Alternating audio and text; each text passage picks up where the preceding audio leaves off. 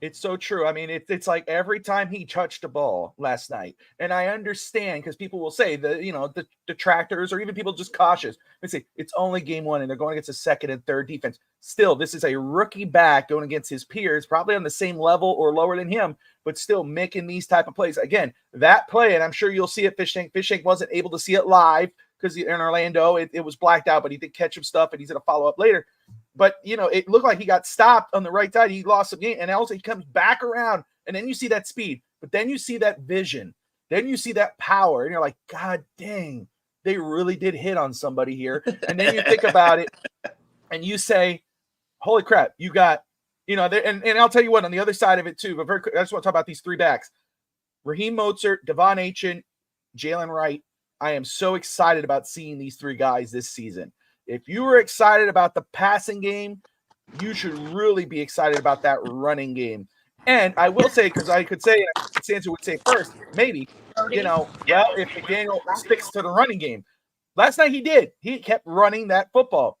I heard a lot of good things about Jeff Wilson, very quick, throughout the camp, that he was doing really well. I was not that impressed with Jeff Wilson last night. Average a 1.4 yard carry. He looked the same old to me. He had a pass catching touchdown, but it was not much. Chef's in the house. Great to see you, brother. Thank you for tuning in. Scotty, as always. The other rookies, Scotty. Fins up, Chef. Malik Washington, Patrick Paul was a lot.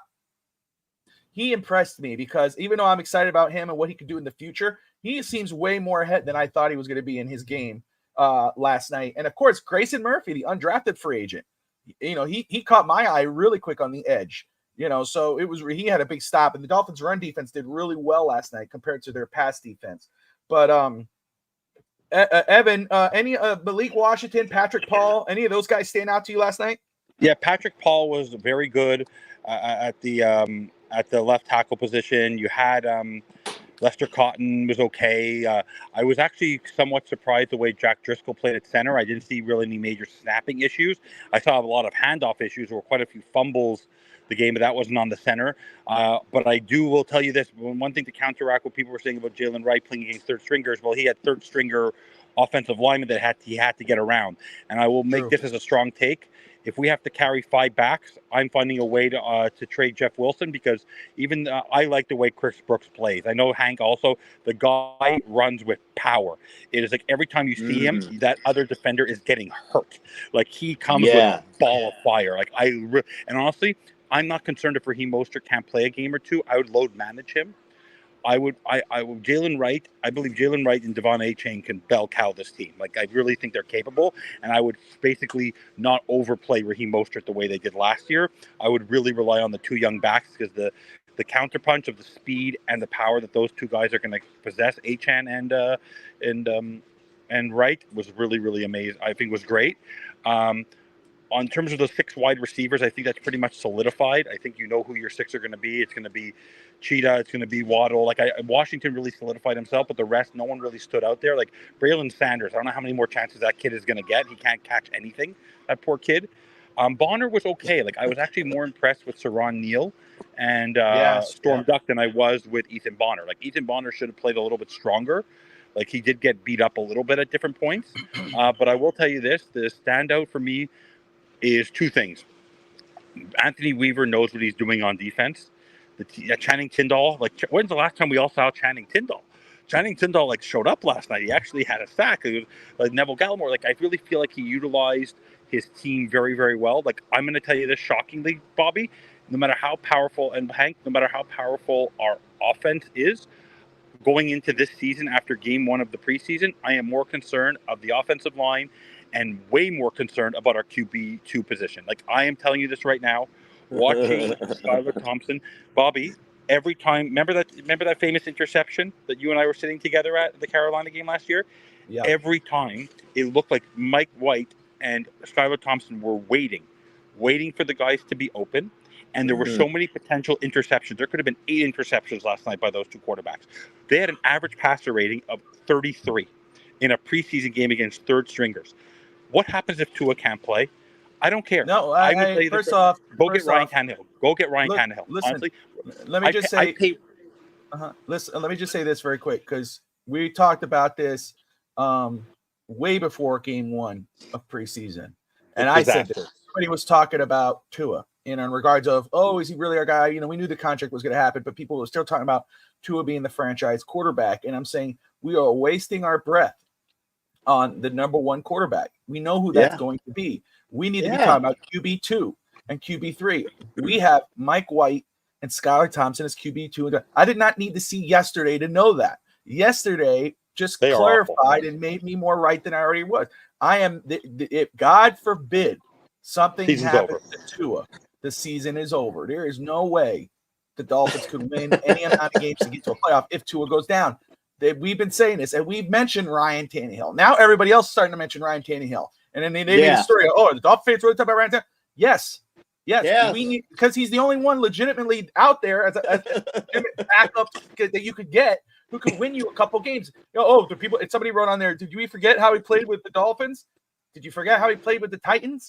This is a legitimate backup quarterback who could come in and win. You can't win with Mike White. You can't win with Scott.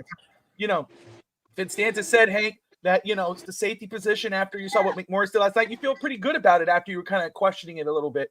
The running back situation looks really good, but the quarterback situation, and I'm not saying, obviously, it's not Tua, but the quarterback situation looks very, very bleak. Does not look good. There is no confidence there in those two guys. I was saying last night, I wrote it on Twitter. Hey, Bobby, tell us how you really feel, bro. I know. I wrote it on Twitter. Overreaction is rampant. Yeah, after last night. That's what I wrote on Twitter. But the only overreaction that's not an overreaction. That's valid. That's a valid reaction is the backup quarterback situation. Yes, Miami, definitely. Jacksonville has Trevor Lawrence. They traded for Mac Jones. Yep. The Pittsburgh Steelers signed Russell Wilson for $1 and still went and got Justin Fields. Kenny Pickett went wherever the hell he went. Sam Howell went to Seattle, I think. Miami needed to do something like that. They need to go and get someone that if, God forbid, Tua goes down for 1, 2, 3, or a season, you're not going, it's over. You have a guy who could come in and win you some games. And, we're saying Tannehill because, first of all, we're familiar. But secondly, and most importantly, what he did in Tennessee and what he could still do in the pros. He can win you a couple games. Actually, people go, again, like I was saying yesterday, I saw people were saying, you forget what he did in Miami. He was okay. He was good in Miami. He wasn't great. He wasn't whatever. That's why he left. But look what he did in Tennessee. Look what he was able to do in Tennessee. I'm not saying he's going to do that for Miami, but if he could come in as a backup and if you do, then you have that security. You'd have it. You hope you don't see him because that would mean Tua goes down. But if Tua does go down, you're feeling a lot better with Ryan Tannehill back there than a Mike White and a freaking Skylar Thompson who can't even pass after 2 years. A good pass. Wow. But anyway, I digress. Fish Tank, you take it. You just throw me in the fire like that, huh, Bobby? No. I think your wife is trying to tell you you're on fire today, Bobby. You're on fire.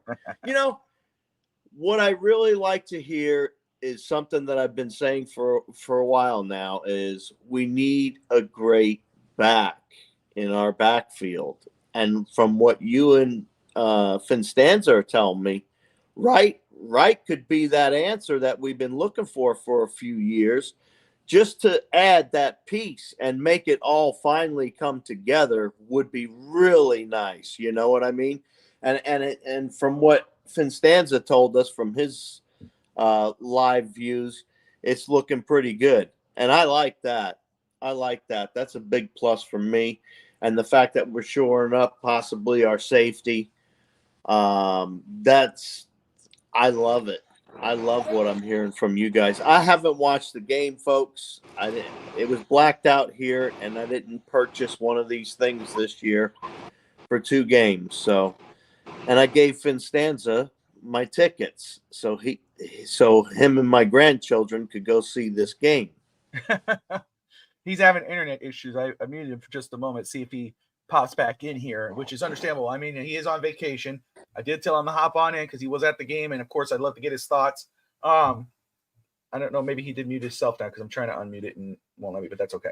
He'll drop out and pop back in if he could, but if not, that's okay. But no, and I will say this, Chris, first of all, Christopher, thank you so much for watching as always. And of course, Scotty, I want to respond to both those guys. But, thank you, fellas. We appreciate you guys coming out every time. Always, always. It's fabulous having you folks here and challenging us the way you do, because you know me, I'm going to make a mistake or two. But Bobby, he's usually on it for some reason. I don't know. I will say Scotty's right. That's the only thing. See, I'll say to Chris, I don't hate Skylar Thompson. I was very excited about Skylar Thompson. I like what he did his first year for a 7th round pick to be thrown in there and, get to a playoff game and what, but he has not progressed. That's my issue. The last 2 preseasons, he's looked really good. The first preseason, he looked amazing. But look what yesterday showed. It showed nothing. Again, patting that ball too much. His progressions are slow. Scotty's right on the money. That's my concern. Totally. That's why again, yes, as a 3rd string back, okay. As a quarterback, all right, I'm okay with that. He's in his 2nd, 3rd year, and so you let him continue to develop. But as a backup, as your insurance policy, as your guy who's supposed to come in and relieve your starter and hopefully win a game for you if your starter goes down, that's where my concern is. So there's a lot of good things that came out of this game. Again, the rookies looked really good. We didn't see much of the starters, so that only tells you how good it could be with those rookies sprinkled in. I was just going to bring up with Fitzstanza, but it's okay. But Jason Sanders looked really good. He, made a couple 50-yarders, missed a 50-yarder, but that was like 58. I don't know how many yards that was, but still, he looked really good and confident. I was excited about that. Fish Tank his guy. The one, it was a couple years back, and the guys were picking on him. But talk about Tanner Connor, Fish Tank, when we were joking around, but Tanner Connor is at a very good camp. And I'll tell you what, my goodness, yesterday, 3 catches for 70 yards, 23.3 yards per catch. Average, but yesterday he had a 43-yard catch. It was a catch and run. I mean, it was probably one of the most exciting, next to the Jalen Wright roundabout, one of the most exciting parts of the game. I'm excited to see what these tight ends do, and I do believe these tight ends will be a focal point, one of the focal points of this offense. They will not be an afterthought like the running game. I truly believe McDaniel, with his loose hair now, he's not combing it anymore. It's starting to curl up. I believe that he's trying to say, I'm done with the looks. I'm done with everything. I'm focused on the field, and I expect 30 facets of the game with the tight end, the running back, and the receivers with the quarterback. I'm excited about these tight ends. What do you think about Tanner Connor, man? Hey, you know what I'm thinking, Bobby? I'm just sitting here listening to you, and this is completely different than it's been the past few years. We're talking about how excited we are about the running back position, how excited we are about the tight end position, how excited we are almost about the quarterback position. I mean, we're excited we got our man in the building. We're all happy about that. It's the backup situation. We all know the backup is, But as I listen to you, you're talking about every individual part of the offense you're excited about. We haven't been talking like as a whole like we are now. We were talking about, well, if this guy can do this, then we can get that. Like if Tyreek Hill can make some plays and Jalen Waddle can do this and that. Now you got Tyreek Hill, Jalen Waddle, Wright, Mozart, Tua, Jonnu, Connor. It just keeps going, right? It just keeps going. It just keeps going and going and going is my point. And you're talking across the board about our entire team, Bobby, where normally we're just trying to focus. We're usually pulling one part out or the other part out and saying, wow, this part's going to be great. Wow, that part's going to be great. Like you just said, I can't wait to see the tight ends. But you said that about the running backs too. So I'm just saying, what I'm trying to say is I think we're starting to have a balanced team finally. Yes.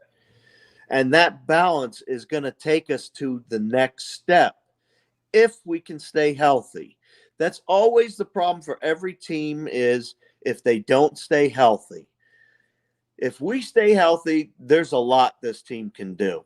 There's a lot of talent wrapped around. And, you know, I have bumped and grind a few times with Chris Greer, but, you know, I got to give him credit. He's got some talent on this field. He has really, you know, done a great job too.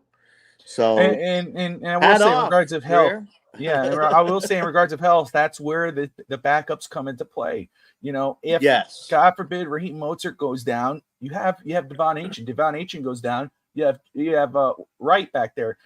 Same thing with the tight ends position. Janu, you got Durham Smythe, you got Tanner Connor, and whatever receivers. You know, and again, you know, you think of offensive line. I keep seeing offensive line. It's so true. You know, Brewer goes down, so Dak Driscoll goes in there. That's what a concern is. Everything else looks really good and strong. Of course, the backup quarterback, Tua, goes down. It's all for shit. You know, I don't mean nothing. But anyway, the offensive line is still the major thing where we're all kind of going, this looks all okay. I could see the vision. I see it. Good job. Let's roll. And then you look at the offensive end and go, whoa, oh, what the hell is that?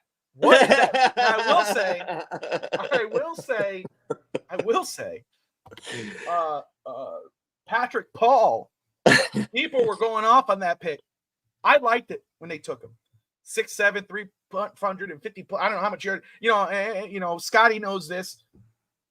It was a project pick because you're developing him to eventually replace Armstead and Kendall Lamb, who they both said I think they're both going to retire at the end of the year. But you have two guys right there who you know, if Armstead goes down, you got Kendall Lamb. You're golden.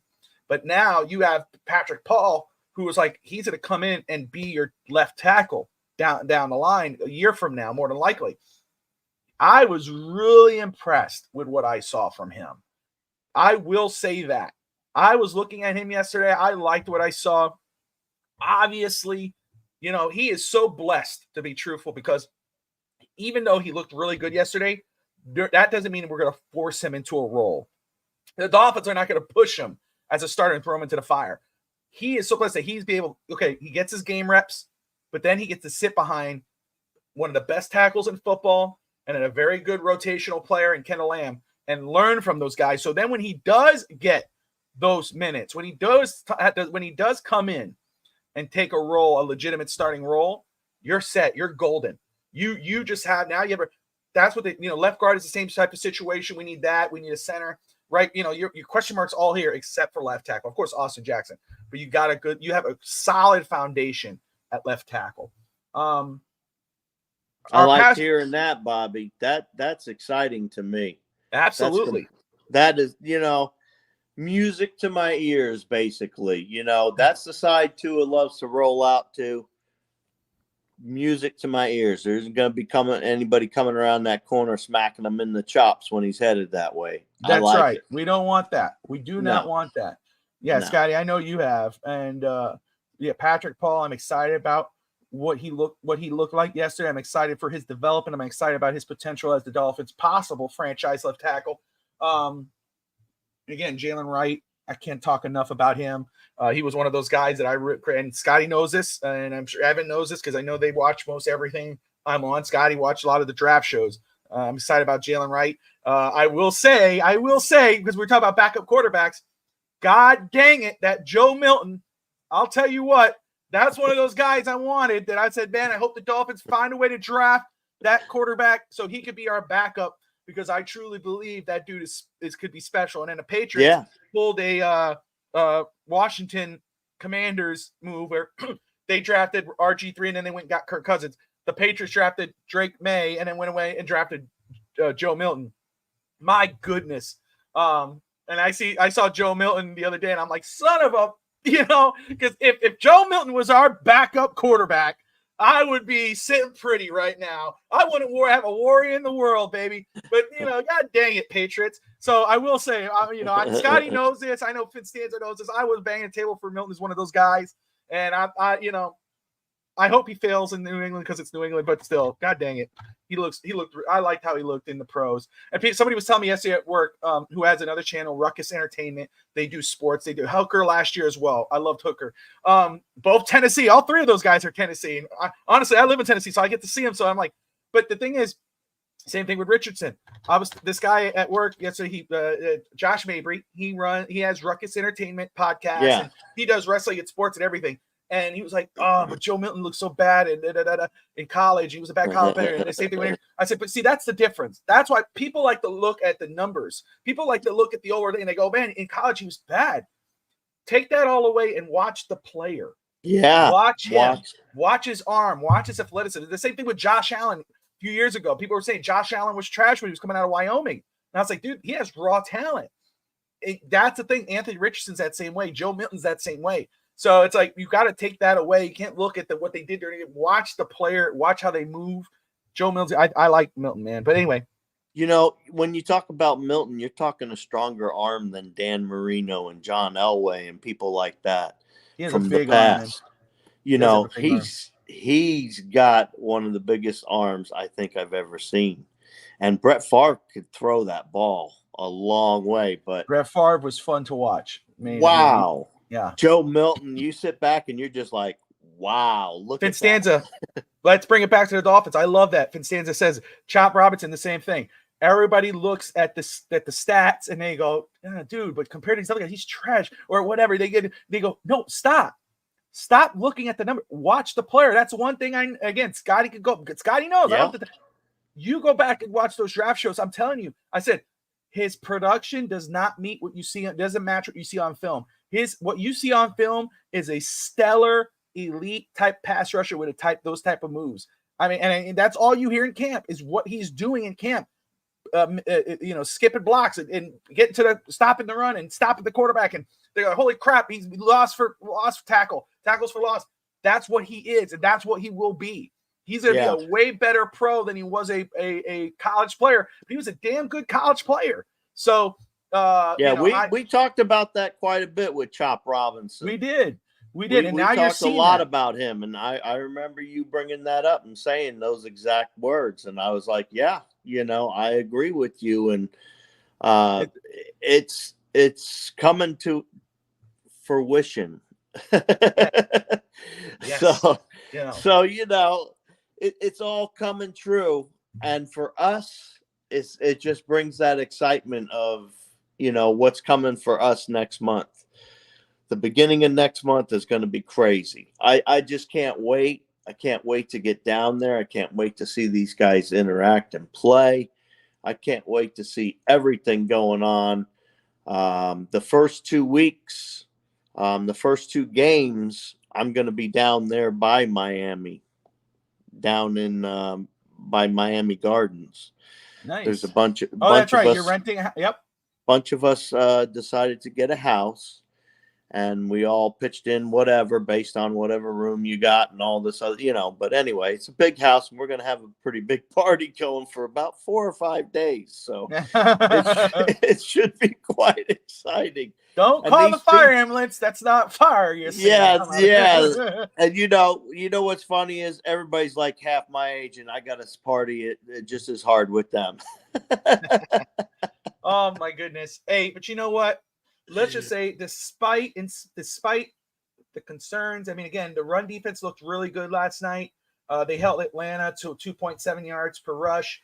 Pass defense was a little subpar. However, they didn't get to the quarterbacks as much. But again, as we just talked about, Chop Robinson didn't play. We know Bradley Chubb and Jalen Phillips did not play, so that's understandable. I know Fitzdanza brought up Braylon Edwards yesterday, or about how his performance. I'd say McGowan, who did a couple returns, but he couldn't damn catch a ball yesterday. I was just 87 was pissing me off last night. But despite all that, football is back.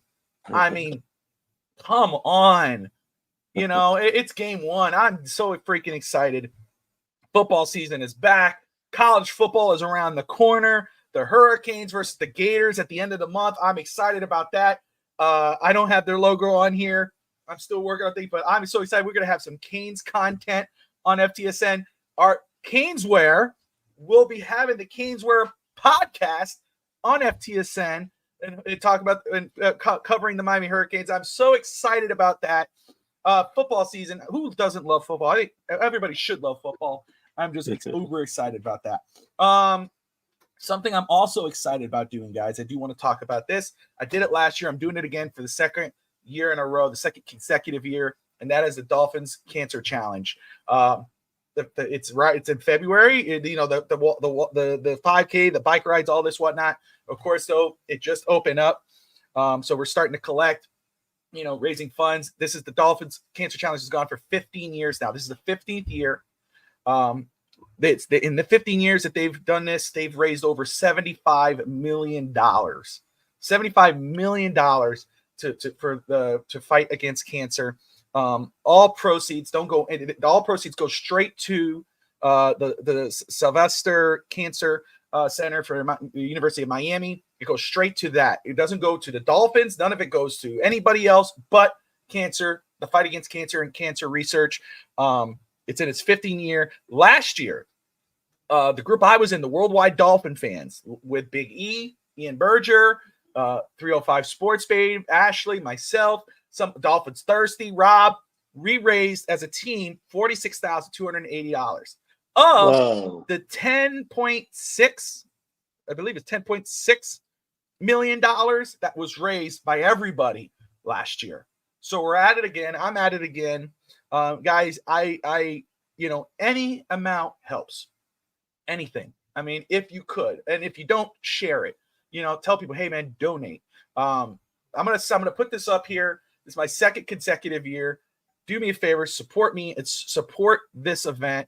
If you got your phone on you, watch this on a computer or tablet, whatever, scan that barcode, and it will take you to the donation page. If it's a $5, whatever amount, whatever, it helps. I'm very excited about participating in this year. We're looking to surpass that 46,000. We're looking to surpass that 10 million. Everyone has had cancer affect them in one way or another, whether it's yourself or your family. I walked last year for my grandfather, Raphael, who passed away from cancer. My former coworker and friend, Lisa Langen and Doug Fouts. My uncle Joey, he passed away from cancer. My mother-in-law's father, my great-grandparents, all those people were attacked, were killed by cancer, and I walked for them last year. I mean, we had all the names on the shirt there. So this is near and dear to my heart. So, and I'm sure it is to you, because everyone's had cancer affect them some way or another. So please find it in your heart to take some time and either share this or donate whatever you can to lead this fight. Hey, Bobby, I just want to say on a personal note, you walked for me last year too. I did, sir. You did, because you and I talked behind the scenes, and I said, I appreciate you doing this because it betters the equipment. It betters everything. It does so much where they can catch the cancer early. They caught my cancer early because of all this type of thing that Bobby's involved in. And, I'm very grateful for that. I'm one of those people that mine is so small that they're going to monitor it every 6 months. Thank so God. That's where I'm at with it right now. But, used to be, if you had it right away, they go in and cut stuff out and everything else. And it's different now because of people like Bobby getting out there and going and doing these things, and I appreciate you, Bobby, and I appreciate everybody involved with this entire cancer challenge for the Dolphins. And yes, Bobby, I'll probably be donating to you again, even though I have other things I donate to you. But no, I do have other charities I give to. But Bobby, this is important. Like you said, I thought it was important before I wound up finding out I had cancer. So yeah. I will continue to support you as you go through this. And I hope whatever it does for you personally, just know that I'm there with you in spirit. I wish I could walk with you because I'd be down there walking. I would be. 100%. I know that. But I just have nerve damage in my foot, and I can't do that. So I understand. But maybe one year whenever I move down there, which might be forever and a day away, but when I move down there, then maybe I'll have more access with a scooter or something like that, and then I can go with you to some degree. So that would be cool. Yeah. I appreciate your words, Fish Tank. Guys, and if you don't have your phone, and if you go to my Twitter page, I have it pinned up there, the link to donate for the Dolphins Cancer Challenge. Again, I appreciate even if you share it. Any amount helps. But yeah, I'm very excited, and we'll be talking more about this as the year goes on. But there you go. All right. Well, my goodness, football season is upon us. Game 1 of preseason is in the books. I am super excited about getting this rolling. Fish Tank and I, of course, will be here every Saturday to, of course, recap preseason, because if it's on Friday, or preview if it's on Saturday. And then, of course, we'll be previewing most games during the season because we're a day before. So we'll be we're excited about it. This is like, I don't know, Fish Tank, I don't know what it is, his third year now, fourth year, I'm not sure, third year. But here, Bobby, this is what I'm going to put out there.